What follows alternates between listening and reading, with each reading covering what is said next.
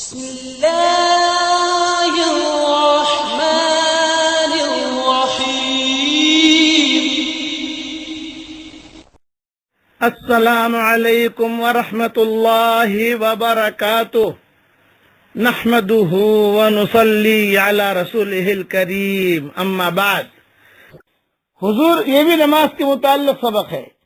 حضرت محمد صلی اللہ علیہ وسلم کا ارشاد ہے کہ قیامت میں آدمی کے اعمال میں سب سے پہلے فرض نماز کا حساب کیا جائے گا.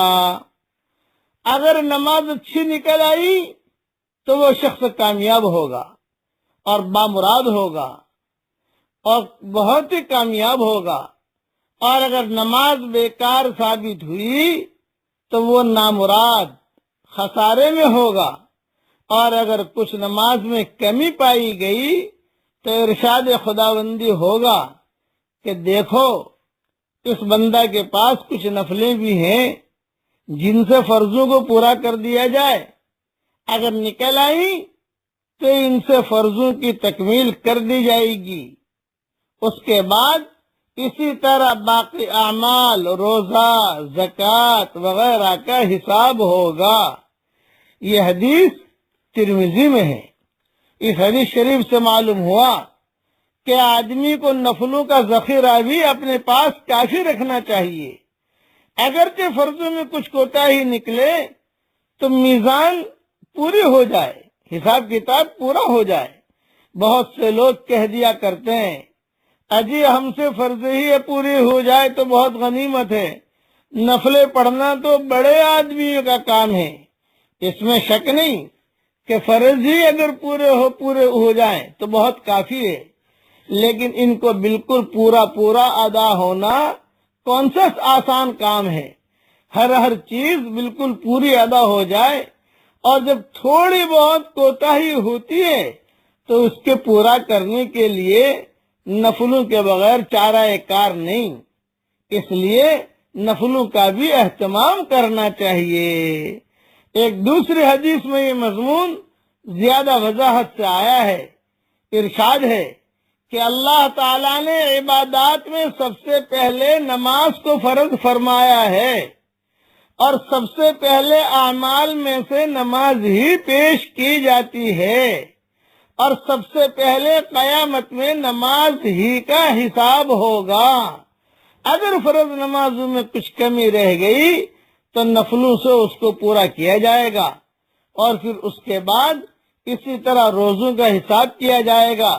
فرض روزوں میں کچھ کمی ہوگی وہ نفل روزوں سے پوری کر دی جائے گی، اور پھر زکوٰۃ کا حساب اسی طریقے سے ہوگا. ان سب چیزوں میں نوافل کو ملا کر بھی اگر نیکیوں کا پلہ بھاری ہو گیا تو وہ شخص خوشی جنت میں داخل ہو جائے گا، ورنہ جہنم میں پھینک دیا جائے گا. خود حضور صلی اللہ علیہ وسلم کا معمول یہی تھا کہ جو شخص مسلمان ہوتا سب سے پہلے اس کو نماز سکھائی جاتی. اللہ تعالی ہم سب کو اچھی طریقے سے نماز پڑھنے کی توفیق عطا فرمائے. یہ بہت ضروری ہے.